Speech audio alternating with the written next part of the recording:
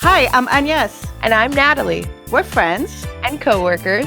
and this is our podcast, Dinner Last Night. Nat and I share a passion for food and events. And over 35 years of combined experience in the hospitality industry. So pour yourself a glass of wine Or whiskey, and join us while we share our adventures in home cooking, entertaining, and of course, what we made for dinner last night.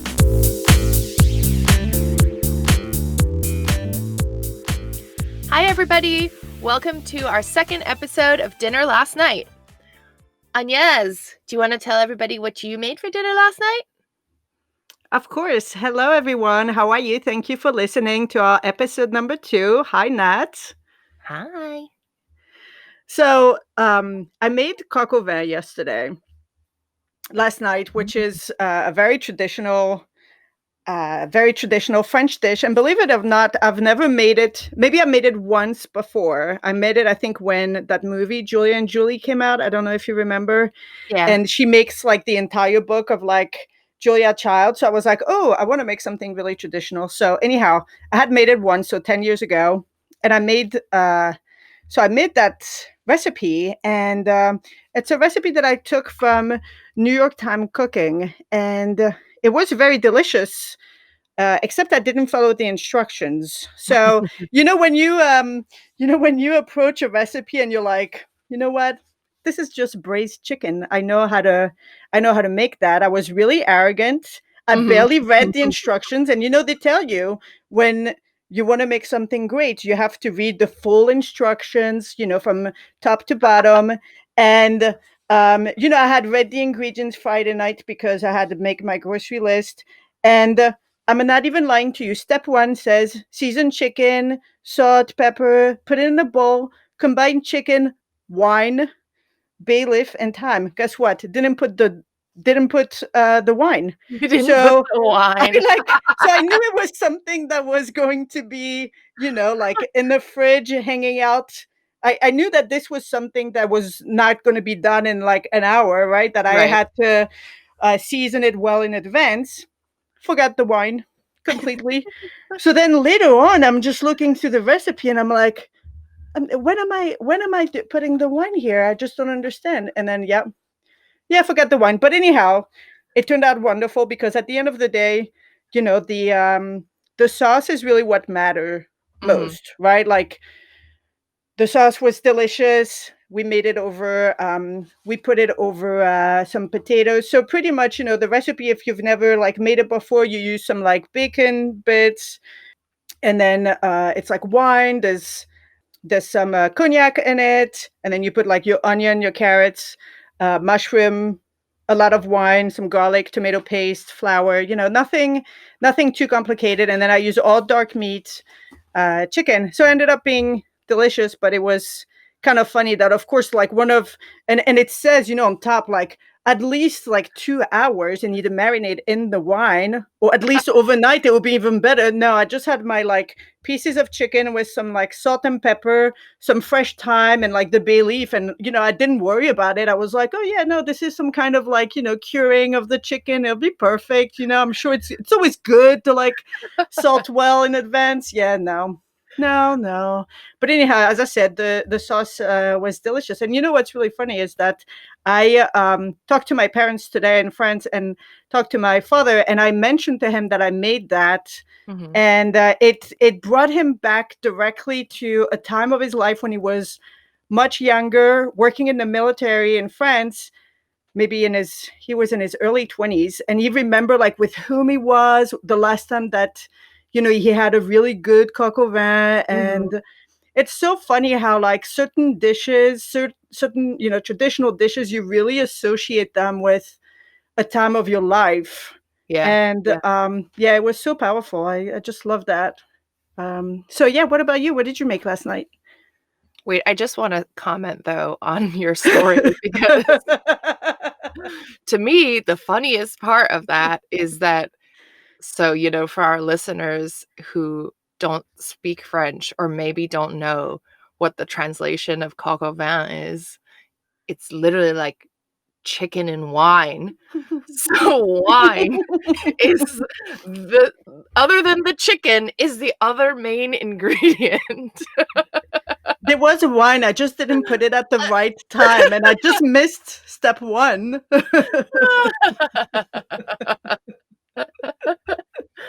Oh, this is why, dear listeners, you need to read through your recipe in its entirety. No, I've definitely made, like, mistakes like that before, though, you get caught up or you think like, "Oh, I know where this is going," and then you miss some critical step, and it's always some key ingredient that's missing. I was very arrogant. That's what happened. Well, it's just in your blood to know how to make It that, really you is. know? I was like, "I don't need a recipe for this." I'm Yeah. French. Oh my gosh. So last night I actually didn't make dinner last night. I, picked up a tomato pie, which is a super if you're not from Philadelphia, that's a very, very Philly thing. But the night before, I think I told you, Agnes, I made a stuffed butternut squash, and the squash is, like, Yes. stuffed with, like, sausage. So the original recipe that I have, I actually made for Thanksgiving last year, and it's stuffed with wild rice, sausage, leeks, and Asiago. But I did not have wild rice, but I had leftover risotto from the night before, so I used that and then, like, some Yum. ground up Italian sausage, and I forgot to buy leeks, so I just did it without leeks. The risotto was, like, sun-dried tomato risotto, though, so I figured, like, there's enough flavor going on there. And then Asiago. It's so good. It's such an easy, easy recipe. I love it. And now that it's fully butternut squash season, yeah, I went for it. But it's so simple. You just, like, you prep the squash, you take the, like, round bottom, right, and cut it in Mhm. half, empty it out, and then you just put the stuffing in, right? You, like, you cook off the sausage, mix in the rice. The rice is it's already cooked. You cook I was down the gonna leek. ask I was Mhm. gonna ask that if you had cooked the sausage before or not. Yeah. Yeah, but really all you have to cook down are, like, the leeks and then the sausage, and then you put the rice in, and then you just spoon it in there, throw it in the oven, like, covered in foil, and then take the foil off halfway through. It's so good. It's so satisfying. Did you keep the, skin Yeah, on the oh, butternut squash? yeah. Actually, yes, I did. It was interesting. So, Agnes and I, the other day at work, were having a conversation with one of our coworkers about preparing butternut squash, and we talked about kind of how tedious it is to peel it, and he was like, "Why do you peel it? You can eat the skin," which neither of us normally do, but I did. I kept the skin on, and Did you eat he's it? right. Yeah, he's right. It totally cooks down and becomes, like, much thinner, and, like, it's almost like a potato skin. It's not bitter or anything. It's not as thick as it seems when you're, like, peeling it. Yeah, so I was pleasantly surprised by that. I'm glad you asked because I did mean to mention that. I felt that it would that it's so thick that it's almost like a piece of wood, a piece of plywood almost, but no, right? No, yeah, when it cooked down, it really became, like, very, very thin. And, yeah, really kind of, like, almost papery the way that, like, maybe, like, a russet potato skin is, or, Mhm. like, how a baked potato skin would be, but not, like, crispy like that on the outside, but that sort of, thinness, yeah, so I ate the whole thing. I was like, "Oh, I guess you can eat the skins of the butternut squash," which does save a lot of trouble because they're very annoying to peel. There are. Normally, I just, like, take the butternut squash, cut it in half, take the round part, and then take the top part, and then I kind of, like, take a big knife and chop it around it. I don't use a peeler or anything. I don't know anybody who can do that. I think, like, Yeah, it's so hard. I just, yeah, like, peel it with a big knife, and then half of the time I, like, chop half of, the meat off of the squash, but yeah. yeah. Yeah, I don't know that it would work if you were doing it like, if you were putting the squash in, like, soup or something like that, but I think No. when you roast it, at least, that seemed to work, so but speaking of butternut squash, the theme of our recipe today is, the theme of our episode today the theme of our episode today our fall and winter favorites. So butternut Yes. squash is, of course, a very typical ingredient this time of year.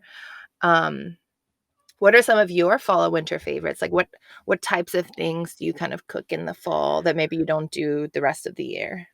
Well, I think that one of the things that I really start doing in the fall is making soup on a weekly basis. So, yesterday, one of the things that I did was making fresh chicken stock because, if you have soup, any kind of soup, that's 50 to 75% of your soup is the broth or the liquid that you put with it. So if you have something that is store bought and a lot of times it will taste maybe stale, I just think that it's such an opportunity to add a lot of flavor to your soup or even to anything that you're doing in the fall when you maybe braise meat or, just do a lot of other things. So I made my chicken stock, and one great things that I've learned last year that I started doing is I used to put, I used to follow like Ina Garten's Mhm. from Barefoot Contessa. I used to follow her recipe. She literally asks you to like, have this big pot, 3 whole chicken, and then like a bunch Oh. of like herbs and everything on the stove for 3.5 hours to 4 hours, which, I did it a couple of years in a row when I was preparing for Thanksgiving. However, so I love the herb blend that she used, right? So Mhm. I kept that. However, I found in the Bon Appetit magazine a recipe for chicken stack in the instant pot. So pressure Oh. cooked, which took just like half of the time to make it. So you put, instead of doing like whole chicken, I use chicken wings, like 3 pounds, put Mhm. onion, of course you don't make as much, right, at once, Right. but your fridge and your freezer is only so big, Mhm. so it doesn't really matter.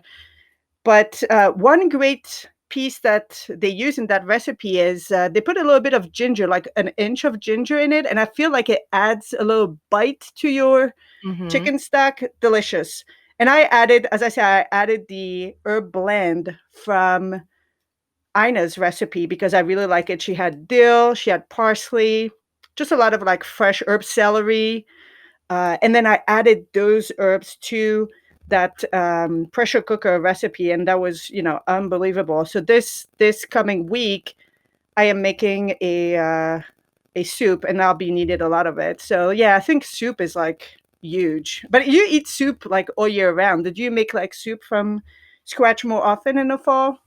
Yeah, so, it's funny because I'm not a big soup person in I think in the way that, most people are where like soup is kind of it's like the starter or a soup can stand alone as sort of Mhm. your main. But I do make a lot of noodle soups, like which I guess it's the same principle, right? Like the Right. broths um are the same. It's just for me, I just love noodles. So I do love soup that has noodles in it though. Like minestrone. I don't know, I think I like to have something to chew on always, so, Mhm. um, but I make a lot of noodle soups. One recipe that I make a lot, once we get to, like, the fall and winter is, this one that actually Zach found, so he was watching this video of this very famous sumo wrestler, I guess, and, and he had this video on YouTube of this thing called chanko nabe, which I guess is it's just called like a sumo stew, and I guess sumo wrestlers eat it a lot because it has so much like so many proteins and nutrients and things in it. Mhm. But it's really it's a very simple thing. It's just you make like a stock with dashi and What is miso. dashi? So dashi is it's um it's like a Japanese broth made from trying to think of the right word, like kelp, kind of like a seaweed, but like not dried seaweed the way like most people know it and like in sushi, but like the actual, I guess fresh kelp. Mhm. And so it's like it's very nice and like savory and briny, right? But um I use like a dashi, like an instant dashi mix, so I don't I have no idea where you would even get that kelp here. But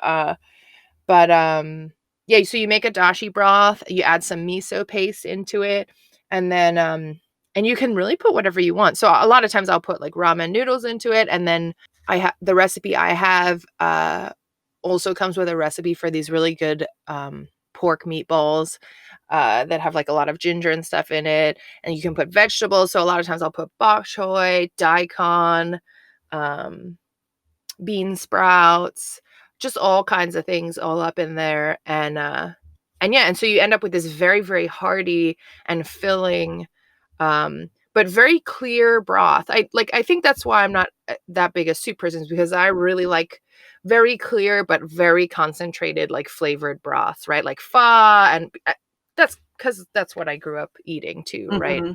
Wonton noodle soups, right, where the broth is very, very clear, but the flavor is very, very strong. Um, so yeah, so chanko nabe, it's so simple, right? You can do it all in one pot, and you prep everything ahead, and then you just start to add things. Um, and yeah, but it's this very, very like hearty and filling meal, but this is just like a very mellow, miso is like a very mellow kind of flavor there. And the other thing that's great about it is that I guess there's another Japanese dish that you can make with the leftover of the soup from the chanko nabe. I can't Wow. I can't remember what it's called, but it's basically you take like the leftover broth, and then you simmer like cooked rice into it, almost like a congee kind of, uh, Right. and like egg, and it becomes like, the best way to describe it is like some kind of Japanese risotto, where like I the love the that. it's like a miso risotto almost. So sometimes I make it just like the chanko nabe just so I can have that the next day. But That's yeah, awesome. that's a big favorite of ours. Do you Um remember, do you remember last week when you talked about putting the piece of American cheese, Mhm, in your soup? Well, I was thinking of you because I'm making this soup. It's a, kale and bean soup, mhm. and at some point in the process, it uses the rind of Parmesan, Mm, and you drop it in, while it's simmering, mhm, and I feel like it does exactly what kind of you mentioned, is it mhm. add some creaminess, but without being overly powering or Right. changing the texture or anything. It really just make the soup so much smoother. Mhm. So yeah, that's funny. It's just the Italian version, you I know? know, that's a good trick. I always try and save, like, Parmesan rinds, because 'cause I'll put them a lot of times in, like, bolognaise sauce when I'm making it. Uh, Yeah, that's another yeah, good one. um, yeah, it's a good trick, because, like, definitely that rinds, even though, you can't eat it as you would, um, Parmesan cheese on its own, still has so much flavor and stuff packed into it. It's a good way not to waste any part of it. Plus it adds salt too to it a Mhm. little bit. Yeah, yeah, no, definitely. I guess bolognese is one thing that I make a lot. I make it pretty frequently throughout the year, but I definitely make it more often in the fall and winter. I think in the fall and the winter time, I lean much more heavily on, like everybody probably does, on like much heartier things. So I'll make a lot more like baked pastas or Mhm, risottos, um, chili.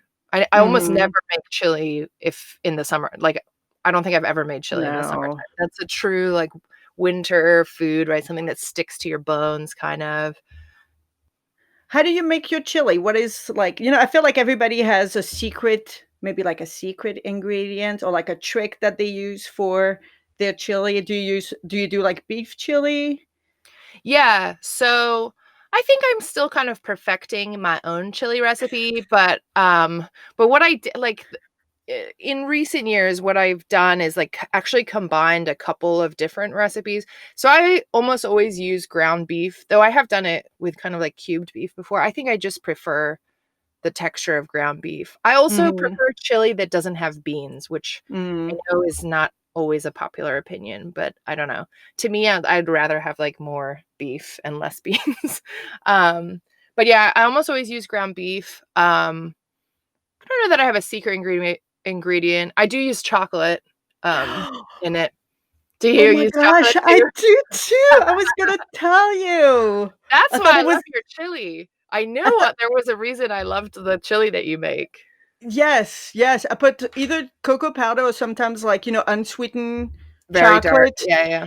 I had also used chocolate stout, a beer, Mm. for it, and that just changes everything. I actually the recipe that I use, does ask for cube beef, but I think it gets dry and it's really not Yeah, that good. So I definitely like the ground beef better, and I add beans because I feel like it's, like a good balance of like yeah. meat and like nut meat. But Mhm. yeah, I feel like chocolate, that's Yep. it. Yeah, no, chocolate is it definitely makes a difference. You can always taste it right when it's not there. Mhm. Um, but yeah. Yeah, I don't know. I don't add the beans, but also when I make chili, I make like a huge amount of it. I never It's never something that I'm just gonna make a little pot of chili. No, it's too much Uh, work. yeah, so maybe that's why. So like in my head, I've already planned that I'm gonna use this many pounds of ground beef and that's gonna be that. What do you eat your chili with? Um, a lot of times that's really the only thing that we eat, and then we add I make it a little bit spicy. It does, I Mhm. use jalapeno and a little bit of cayenne in it. So we definitely need the sour cream and the, cheddar cheese, Mhm. and, um, they ask for cilantro, but, I never put cilantro. I switch it to parsley. So, parsley and yeah, normally that's the only thing that we'll eat, and we'll eat it a couple of nights in the week for sure. Yeah. So Yeah.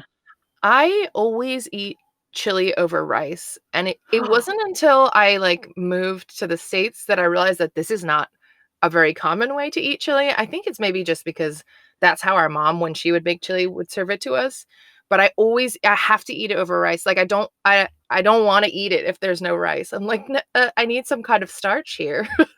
It is funny you said that because in France, when we had chili, it's not considered a soup, right? It's Mhm. too thick to be considered a soup over there, and we also eat it over rice, so maybe that's, like, the way to do Yeah, it, outside of the US, but over yeah, there, it's not considered a soup, and you do eat it over rice, yeah. yeah. My favorite thing about eating it over the rice, though, is then, you have your bowl of rice, you put your chili on, you put your cheese, your sour cream, and I always put a lot of sour cream because Mhm. to me, like, everything is just a vehicle for sour cream. If there's sour cream involved, then, like, all of the other stuff is just a vehicle for the sour cream. Um, and I don't actually often use cilantro. A lot of times I'll just use, scallions. Oh, Um that's a good Mhm. alternative. Yep. Yeah, but then the best part is when you mix it all up, you have to mix it all like, the rice all up Mhm. in it, because then, like, the combination of, like, the cheese melting and then the sour cream all blended in, it's like a whole 'nother level, and you get, like, some tangy and then some nice cheesiness. So, yeah, that's why to me it always feels incomplete without rice. Yeah. Yep. You just brought me back. But, for me, most meals feel incomplete without rice, so Yeah. or One noodles. other one other great thing that, chili, it's often something that I make if there's football on at Mhm, nighttime. One other thing and a great trick that you taught me last year was making chicken wings in the oven and mhm. putting some baking soda. It's not Yeah, baking powder, or is it baking baking powder? baking so oh, no, now I've forgotten. Now I'm not Ooh, sure. no, Hold I on. think it's baking powder. Oh, yeah, no, you're right. It's baking powder. It's baking powder. Are you sure? I'm gonna look it up. 'Cause So now you I put can't remember. so you have 2 pounds, let's say 2 or 3 pounds of wings, and then you Mhm, put 3 tablespoon of baking powder, and then you can even put, like, your blend of whatever blend of spice that you want, right? mhm, Chili powder or, like, garlic, salt, or, like, all that good stuff, and then you place them on the rack in the oven, 45 minutes or so, and it tastes like fried wings, mhm. but they're Yeah, not it's so good. fried. I know, it's so good. It's baking powder, by the way, I just double checked. Ah, good. Um, yeah, no, it's so good. That recipe, I just found it online one day because I really wanted wings, like crispy wings, but Mhm. I knew I didn't wanna make the mess of, like, filling, like, a big Yeah. thing with oil and then frying it and then so I just looked up, like, some oven-baked wings and, yeah, and it's so simple. So the Game recipe I changer. use, Yep. I, like, brine the wings first, uh, like, overnight, so they really hold, like, a lot of, like, salty, savory flavor in there, and then you, like, dry them off, and then you toss them in so I don't do any kind of, like, spices or anything on the outside because they're brined, and the brine is just salt, water, and red pepper flakes, um and then you'd, like, pat them dry, you toss them in the baking powder, and the recipe I have, you put them in the oven, on low for about, like, 20 to 25 minutes, like, very, very low so the fat renders out. You put them on, like, a, uh, a rack, like, in Mhm. the sheet pan, right? Mhm. And then you, like, crank the oven up and kind of, like, switch it to, like, the higher shelf. They're so good, so delicious. I feel like you only gave me half of the recipes last year. Totally did not mention about the brining. I really feel left out here. Oh. No, yeah, but the brining makes it good. Speaking of football though, actually, I have, something that I'm gonna try. I meant to try it today since football is today, I think, but Yes. I forgot. So so I'm gonna do it tomorrow, but, earlier this week, I made I guess it was just like a one pot kind of like taco, pasta, goulash kind of thing, um, with like, elbow macaroni and ground beef and taco seasoning and all of Mhm. this. So it was kind of this Tex-Mex goulash, I guess, and, but I had, like, a whole bunch left over afterwards, and I was like, "What am I gonna do? I don't wanna eat this, like, for lunch every day." So what I did, I was inspired by the mac and cheese balls, remember, that we always, had in catering, Right. and so I was thinking about it, and then I talked to a couple of the chefs at work, and I was like, "You know those mac and cheese balls? I have this. Do you think it would work? And, like, what's the process?" So Ooh, what a right good now idea. yeah. So I bowled them up, and right now they're in the freezer, and Right. the chefs instructed me not to bread them until I'm ready to cook them. So then I'll take them out of the freezer, let them defrost just a little bit so that the breading will catch on the outside, and then I'm gonna fry them. Ooh, so you have to do, like, the batter first, Mhm, right? The egg batter, and then you, mhm, like, breadcrumbs or panko mhm. breadcrumbs, and then Yeah. you're gonna fry them or you're gonna bake them? I think I'll fry them, or maybe I'll try Mhm. both. I have a decent amount. I have, like, a whole, like, cookie trays worth, so maybe, like, a dozen. Maybe I'll do half and half and see how they turn out, either way. Wow. I know, That I'm sounds like a excited. good idea, Yeah, yeah. it should be good, or it could be a total bust, but I'll It's a let you good know next it's week. a it's a good way to use leftovers, and it'll taste completely different. Mhm. It'll be like Yeah. a completely different thing. Yeah, I just was looking at it, I'm like, "Well, this is basically mac and cheese just with some ground beef and, like, beans." It has, like, some corn or whatever, but I'm like, "It's just mac and cheese with additional ingredients, basically." Even better. Um, so yeah, Did so I'm gonna try that tomorrow. did we serve that with a sauce on the side? Or no The sauce? mac and cheese balls? I don't think so. I don't think And so and either, honestly, if we did, I think most people just ate them as they were. right? Because, the beauty of the mac and cheese balls is, like, they're so crispy on the outside and kind of, like, firm, but on the inside, when they're So done melty. right, it's so melty that, like, you don't need a sauce. So Yeah, good. mac and cheese is one that's a good fall and winter dish too. That's a good hearty dish. Um, I yeah. make it every time. Yeah, that's true. Uh, I guess, for the fall and winter, I was thinking a little bit about not just, like, the types of, dishes that I make more, but there's definitely, like, some ingredients that, well, A, are not seasonal any other time than fall or winter, and B, that just never even crave until the fall or winter. Do you have any? Like Yes, yes, I love the root vegetables, except mhm. beets. I don't know if beets are considered root No, vegetable, but no. yes, yes, but I agree, no. No. But I love parsnips, and I Mm, love, we talked about butternut squash, love butternut squash. I love that then, the cauliflower, the Brussels sprouts, all of those become part of your rotation. And I think mhm, one of the great thing about parsnip is I love putting it not just in to make stock, but also I love making like mashed mm, potatoes, but instead of potatoes, using like one of those root vegetables, because honestly, you can take any root vegetables and then mhm, put butter, Parmesan cheese, and a little bit of cream or milk, and here you go. You have like mash. mhm, So that's a good way to like sneak in some vegetables mhm, for my boys at home. So that's like I crave those so much. I think yeah, and cauliflower too becomes just um, you know, s- just so good to make. Same thing, you can make mash with it. mhm. Or I remember a long time ago when we worked at Cabrini College, we had those manchego cheese and cauliflower empanadas, and I'm still thinking about Mm, it. They were just yeah. delicious and just such a good way to eat cauliflower. And also mushroom. I feel like I don't really want to eat mushroom the rest of the year, but in the fall, I feel like mushroom raviolis and mushroom on top of steaks and just mushroom galore, you know?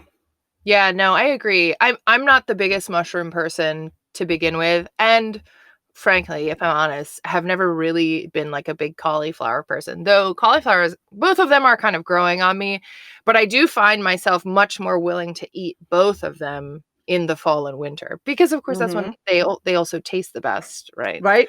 Um but yeah, no, I know for me, actually, before I talk about this ingredient, let me ask you, the last time, me and Zach came over for dinner, Mhm. what was that parsnip mash that you made? I remember it Yes, was delicious, yeah, that's yeah, and it. Zach loved it too, which I found unusual because he's not a huge, like, root vegetable person actually, other than, your typical ones, but Well, I think so that night I had made braised short ribs. Mhm, And a mhm, lot of times potatoes is a great match, but I think maybe it was in the fall that you came over, or the winter, and it's such a lighter way, because mhm. the ribs are already in sauce and it's heavy, and we had appetizers already and we had like a larger dessert, so that like parsnip is such a good mash Yeah, no, I remember it. vegetable. As soon as you started talking about, the root vegetables, I started thinking back to what that was. Um, yeah, no, for me, it's also a root vegetable, but the one thing I always look forward to in the fall and winter because, I'm not a big fan of the cold in general. But the one thing I always look forward to, and this was true in when I lived in Hong Kong too, is daikon. I love radishes. I love radishes in general, but Mhm. daikon specifically, I love it so much. And I remember even growing up as a kid that was definitely something that like most kids didn't like, and I even know like a lot of adults now that don't like it. But I love daikon, and like there's this one dish it's kind of like your dad thinking about the coq au vin. There's this one dish that I used to eat so much growing up as a kid. It's this anybody that knows Cantonese food will know it. I don't actually know what it's called, but it's basically braised, usually brisket, um, that's braised with daikon, and the preparation method itself is very, very simple, but the flavors are so complex and delicious. It's a little bit like pho, I think. I don't know how to make pho, but I know how to make this, and the flavors are familiar. But you braise it with like star anise and Mhm. use like rock sugar to get like to add sweetness, right? And hoisin, dark soy, light soy, and I think the secret ingredient in this dish is that it's also almost always braised with some dried orange peel. Yeah, Yes. and so I actually tried making it for the first time maybe last year, and it was really kind of daunting because there's all these ingredients and, like, some of them are a little unusual, but the preparation method was so simple, And it was one of those things where you kind of just leave it, right? You just leave it to Mhm. simmer and simmer and simmer.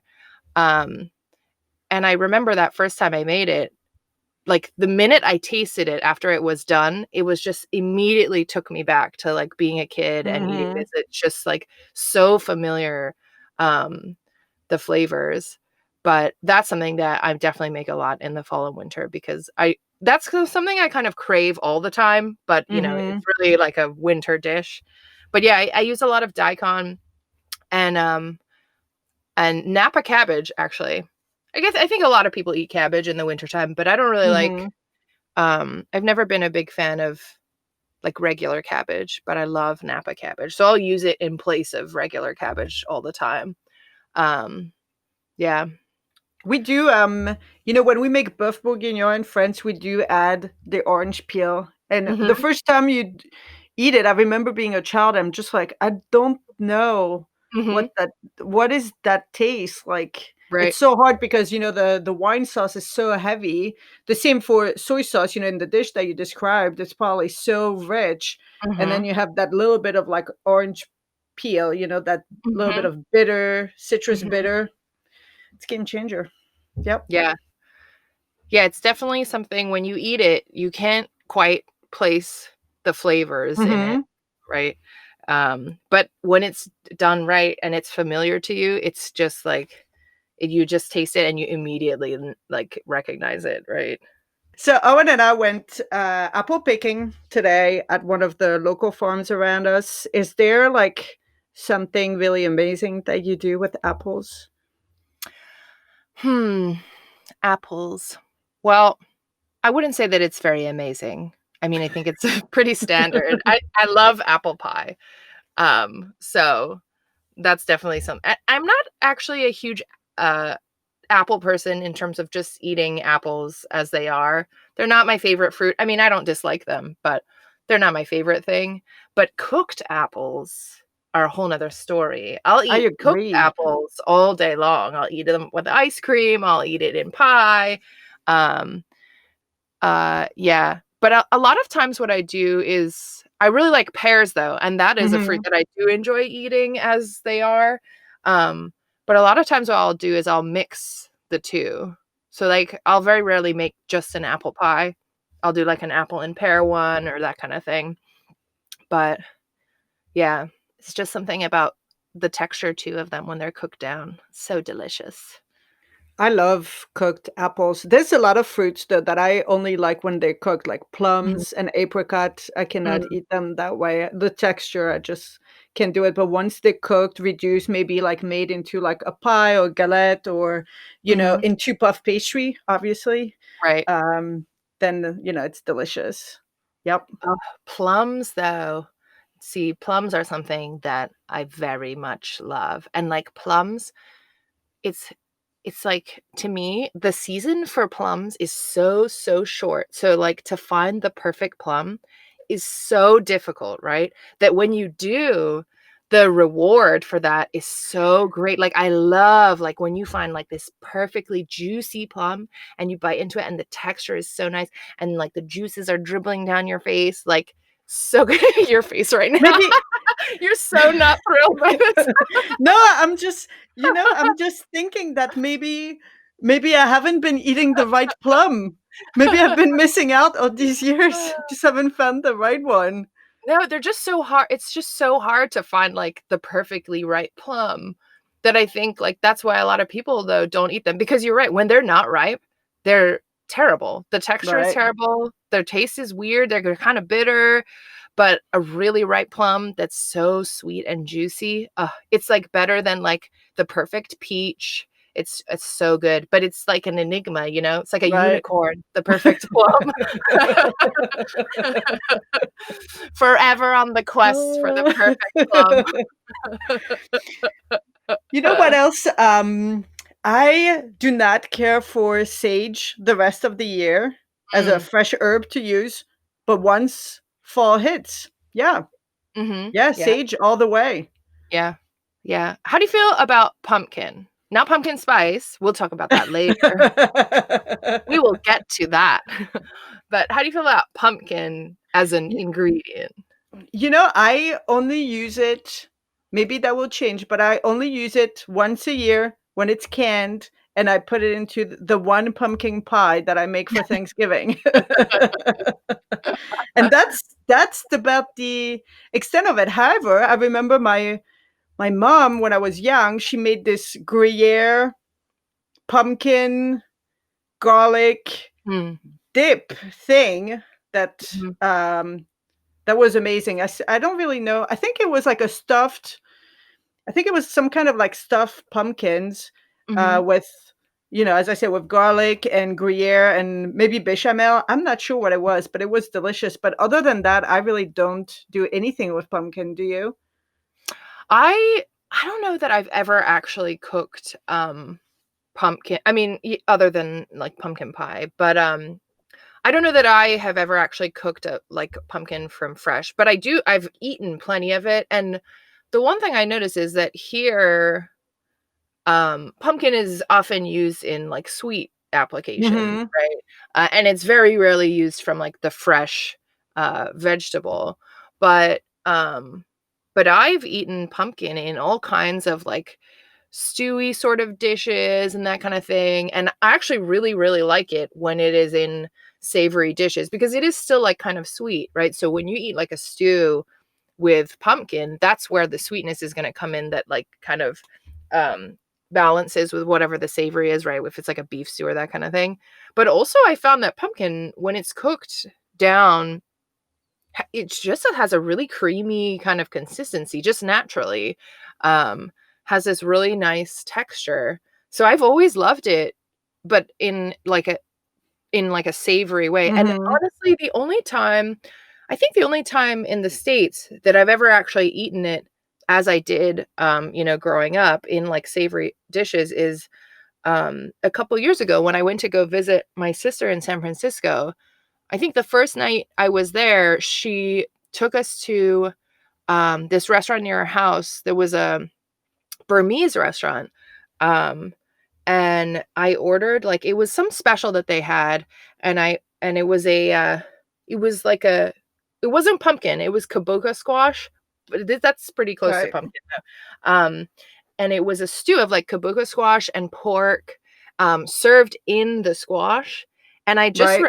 I can still remember the taste of, like, it was so first of all, I had no idea what this was gonna taste like. I don't know I'm not really that familiar with, like, Burmese food, um, and, but it looked interesting, and I was like, "You know what? I haven't had, like, squash or pumpkin like this in a really long time, Hmm. so let me have it." I still remember when I took that first bite, it was amazing. It was so, so good, and I was like, "Oh, man, I forgot that, like, pumpkin and squash, like, they don't have to be these, sweet desserty things." Right. Like, Yeah, um I don't believe we use that in France in, sweet application either. I think it's yeah, strictly savory. Yep. mhm. Alright, so now moving on to pumpkin spice. What are your thoughts? Yay or nay? I say yeah, but not in August, you Right. know? So I say yes with less sugar in it Right. and probably like this time of the year, like October, not before. And I actually like the cold brew pumpkin Mhm. cream Yeah, situation that they have now. yeah, Yeah, that's much more delicious, I think. yeah.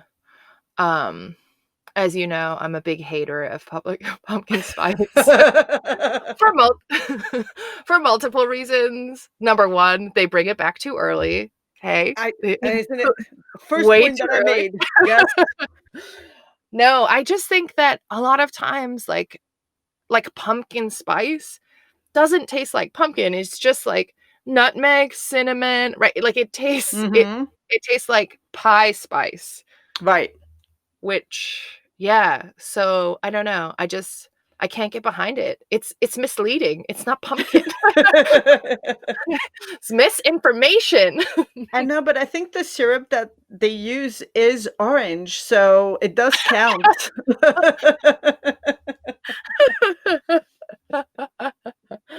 I do love pumpkin pie, though. I have to say, I do actually really. I know it's like that's one of those things that everybody just kind of eats because that's what you eat. But I Yep. actually do really like pumpkin pie.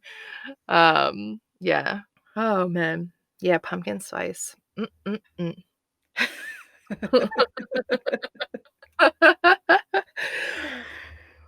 So I think the one great thing about the cold weather coming in is also the fact that I can pull out my raclette Mm, situation. mm, So you haven't experienced it yet because I just bought it literally at the end of last winter.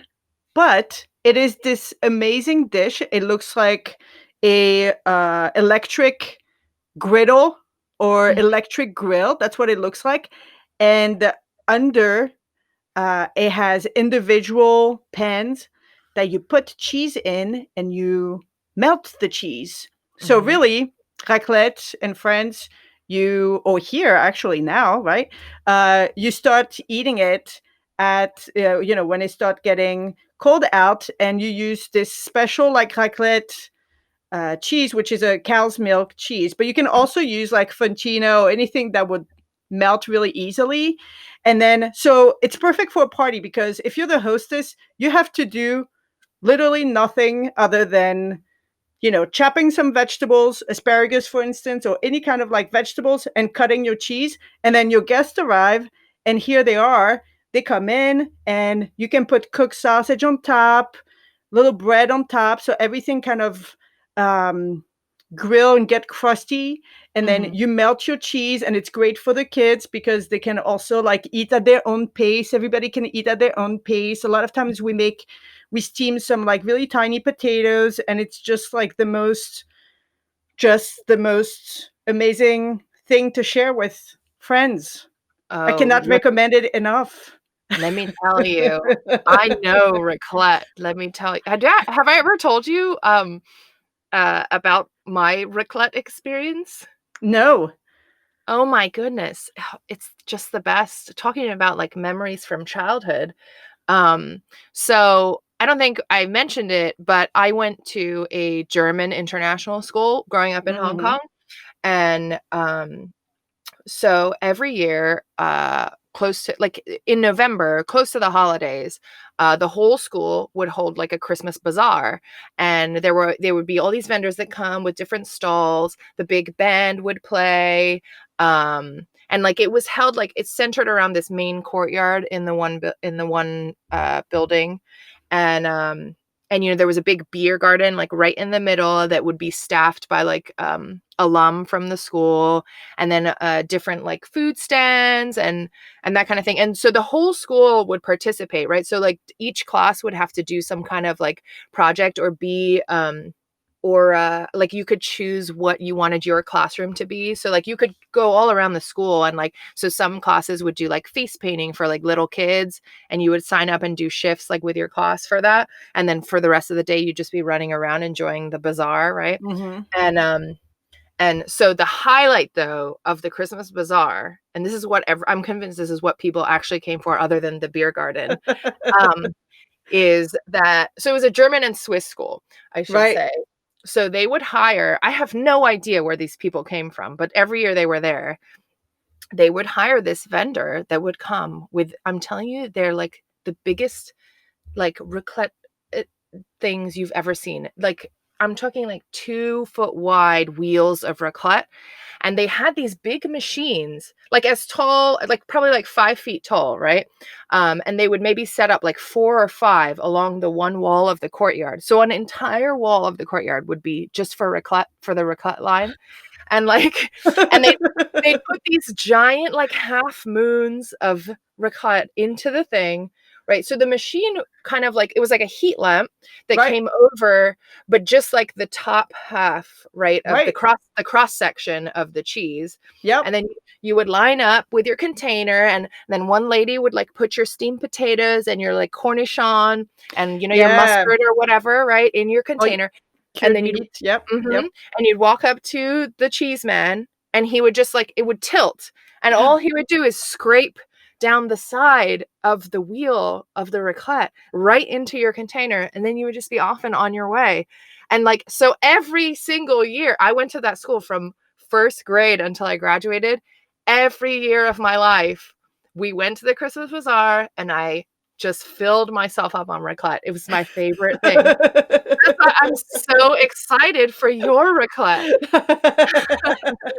But if you go to restaurants in France and eat raclette, it is they give you like half of a wheel of raclette cheese, and Mhm, then they put this little like, I guess it is kind of like a heat lamp, and then you like scrape it as you mhm. go, Yeah, but like, because but when you're home, you have this like long like machine. As I say, it looks mhm, like the size of like a griddle, and you put mhm, everybody has their own individual like mm, pans, and then yeah, you eat it with cornichon, and then as I say, you can have some vegetables just because you want to have something green on the table. mhm, And then like all kind of cured meat from like dry sausage and prosciutto and copa and all that stuff.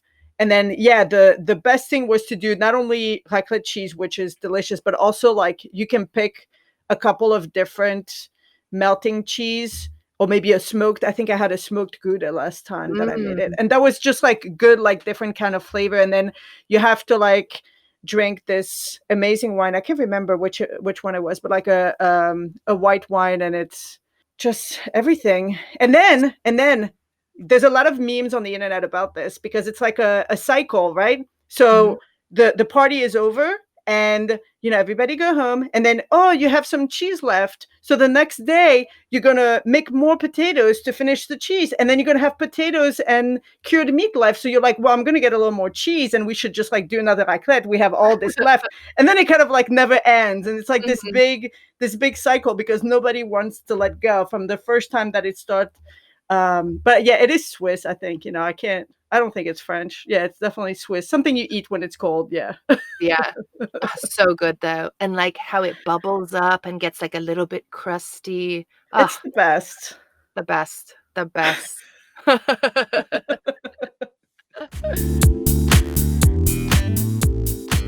Alright, well, I think it's time for our last bite. Yes, yes. So my last bite actually got prompted from a conversation that we had, this week with our friend who told us about the skin on the butternut squash. Mm. But we talked about maximizing our countertop space, and we talked to him about the cutting boards with the coriander. How do you say it? Colander? Colander. This like cutting board that you put over your sink, and how like life-saving it is, I think, because the sink could be such a wasted space. So I sent him the link, and if you're only using your sink for dishes, I think you're wasting a lot of space. Yeah. I just realized that I told you that it's colander, but it's not. I in my head, I had the word coriander, it's colander. Oh my gosh. I count on you to correct my English every day. You're giving As me the wrong information. as soon as I said it, I was like, "No, wait, that still sounds weird." N A I knew strainer? Is it a yeah, strainer? it's basically a strainer, yeah. Yes. I knew exactly what you meant, but then I just repeated the word that you said. Colander, a colander. Yeah, okay. Oh my goodness. All right. Well, my last bite is actually some clarification from something we were talking about in the last episode. So, remember the question came up of like pickling versus fermenting when we were talking about Yes. kimchi? And like we knew that they were different things, but like couldn't We're like, quite "Oh, figure it out. same." Like, Yeah. it's kind of the same. So, I did some research because then it was bugging me because I'm like, yeah, they're not the same thing, but they kind of are.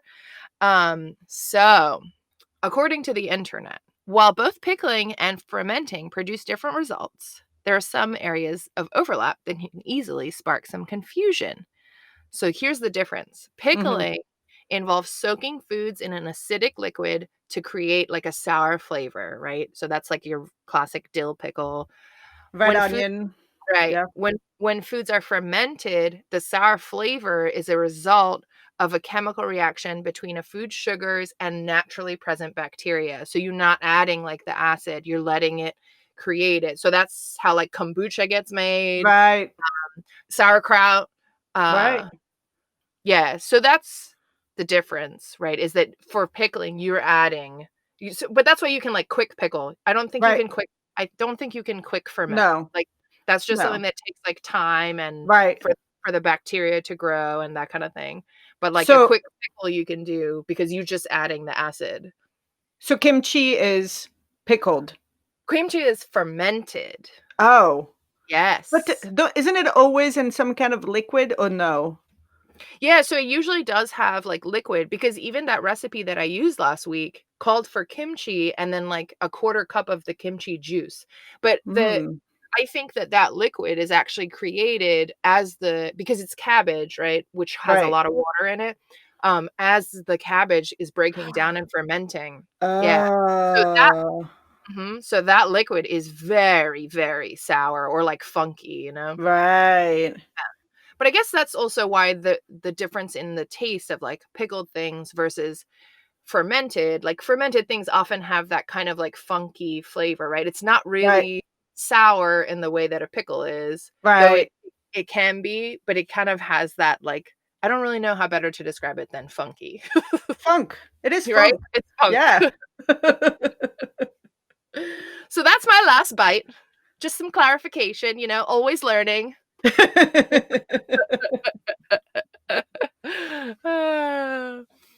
All right, everybody, thank you so much for listening. That concludes our second episode.